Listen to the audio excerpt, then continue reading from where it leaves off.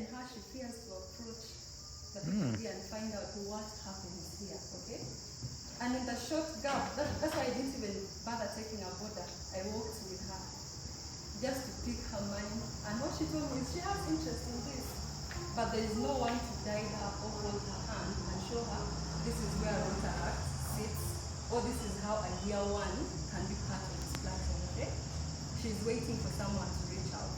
So on that note, I just want to also share that to effect change, you really just need to start by doing the least thing possible, and that could actually be volunteering out here.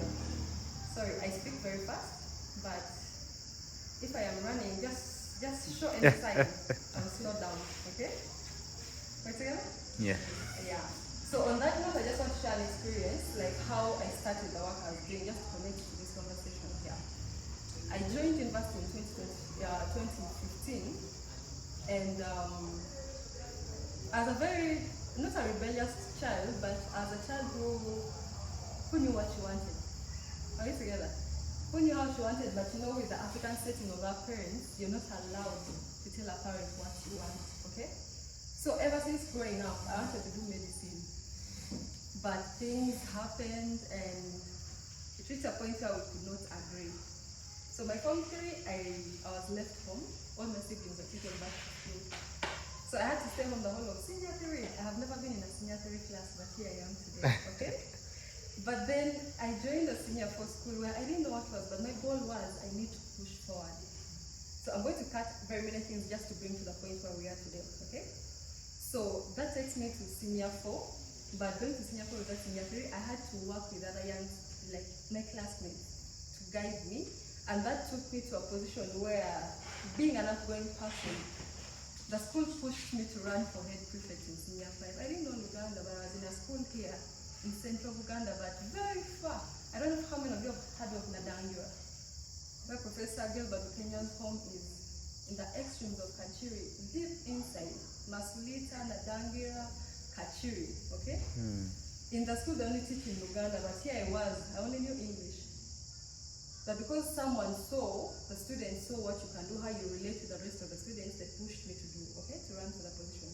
And that's how I went. But to cut it short, my stay there didn't last because I was a vocal person. I clashed with the head of the school and I had to exit the school, which I exited and I joined another school. But to cut the story short, senior 6, I studied for 1 month, went back home. Later on in the second term, I went back to school. My uncle who is Spain decides to pass away on Friday when I reported on Sunday. I went back home. My brother finds out I am home when it's 2 days to mocks. He was like, no way. I sat on a bus on a Sunday night. I reached Lira by 5 in the morning, and I sat my first mocks exam, senior 6, at 9:30 a.m. That is when I realized this world is up to me to make it what I want, okay? So sometimes you sit there and you want people to hold your hand, but if you don't show them what you want, no one will hold your hand. The opportunities are out there, but no one is going to push you, okay? And one of the ways for you to get those opportunities is for you to really show interest.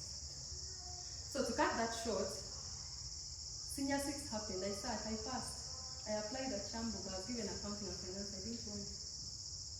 I went back home, my dad chased me. He was like, no, you have to go and do accounting and finance at Chambo. I'm like, no, I have to stick and do engineering, do medicine or something far from art. So that is how I ended up at Uganda Institute, and that is where my story, my journey today began, okay? Now, the very first week when I stepped at that institute, there were very many young girls actually from even the second year students who were there. So I was in an evening class where whenever you go for lectures in the evening, most times I would walk from the school back to where I stay in Missouri. And in the evening you'd find very many girls. Those days it used to be dark around moves there. The military was there. Very many girls were defiled, raped around that area. Okay? So most times you'd find girls running back to the institution late in the night. Others have just survived being defiled, others have survived being harassed. You get that? And then there was issues of marks. The teacher says, you give me, I pass you. That was the issue, okay? Which I know is still happening up to today. But many of us can't really openly speak about it. So to cut that short, I started a program called the We Talk series, which was more like a girls' social group, just like how Rotaract is, where we sat and would actually speak about the issues that's going on among us. So We Talk series was more of like a social group for young people where we come and speak about the issues they're going through. And that is how we elevated to an approach of digital advocacy, where we speak with facts, okay? You people are privileged, you're meeting here physically. We were students, we didn't have money. We didn't have money to rent a place like this, but we decided to use the power of what? Technology, social media. That is when we got into Zoom, got into Facebook Live. Those days, Facebook Live, Facebook Zero was the thing, but you buy data and use Facebook Live, okay? So that is how we started our meet, and it drew attraction from young people all over universities, young people from villages, and it reached a point where a social group had to be registered into a legal entity that allowed us to start operating in universities, okay? Universities and high school, going to primary schools, going to different institutions, because we realized that this was not just an issue in university, okay? This was an issue that was happening down in the communities.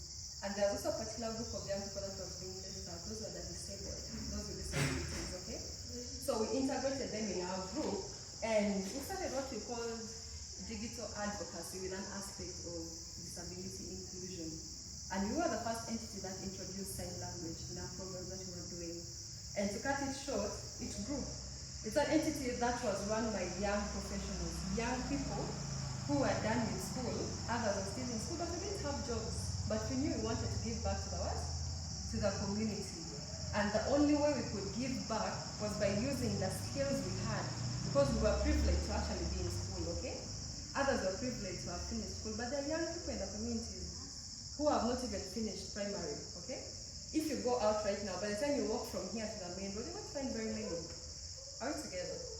So we started as that aspect, and we managed to reach out to very many. So we got funding, we would move to different communities, go to Bugiri, go to Lira. We started integrated programs that were more like running school programs, keeping girls in schools, speaking to boys, sanitary pad making, more of like health for young people. And we integrated an aspect of leadership. What we're doing here today is grooming us for leadership. Are we together? Yes. So to cut it short, funding became a bit of an issue. So we decided, let's volunteer in other organizations that have money. Since we're a young organization, we don't have money. Let's volunteer elsewhere. From the allowances we get there, we all contribute 20,000 monthly. Are we together? And that is how we started putting our funding together for events. And with that, most of the people in the group actually started getting exposure. And that is drawing me to a notion that says, most times when you're done with school, okay? Employers are asking you for experiences, 5, 6 years, 10 years experiences, okay? One way you can draw those experiences is to start volunteering, just like how we did, okay? By the time some of us were now done with school, we already had 2 years experience. Others had 3 years experiences, okay? Plus with the references of the entities you're working with. And that takes you to the bit that when you volunteer with these organizations, okay? Most times you meet other people. Because I believe Rotaract's values it's more of collaboration, okay? Yeah. Collaborations, networking, inspiring communities. So what you get in communities when you volunteer, or when you volunteer with organizations, it's networking, okay? Now, when you network, it all comes back to you. What kind of network do you want?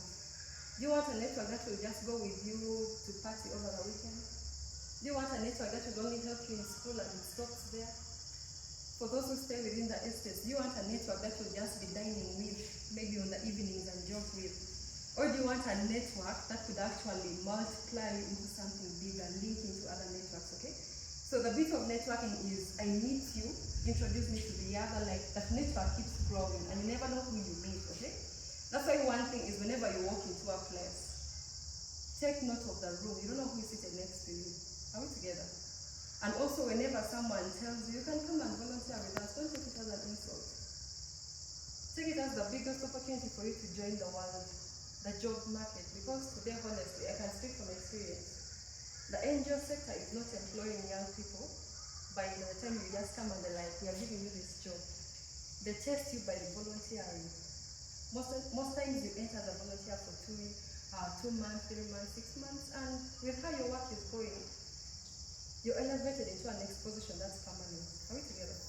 So by the time someone tells you, come volunteer with us, don't take it as an insult. Take it as your gateway to employment. Okay? Now for me, I volunteered for 7 years. Ask me how. 7 years.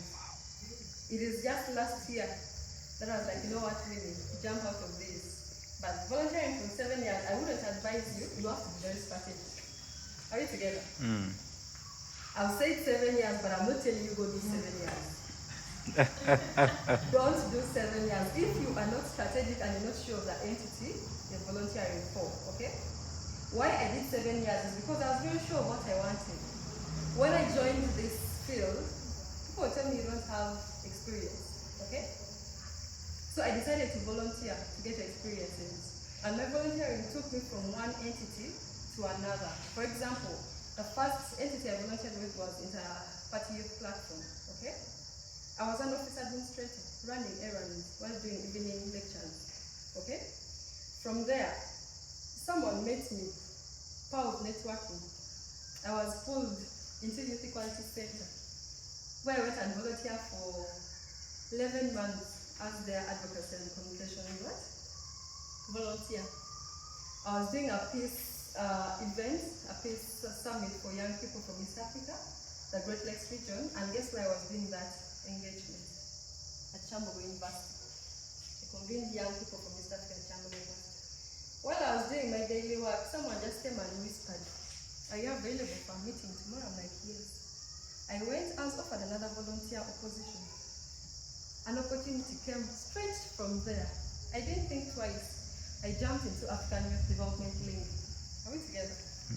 I volunteered there for 2 years. The volunteer allowance was good. The exposure was good. And then an opportunity came with the first entity I volunteered with, which was the Inter-Party Youth Platform, which was a flagship program for young people in politics, okay?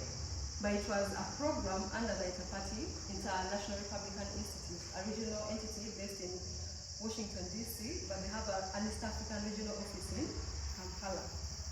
Now, as of that side, you know, we live in an era where people are gatekeeping.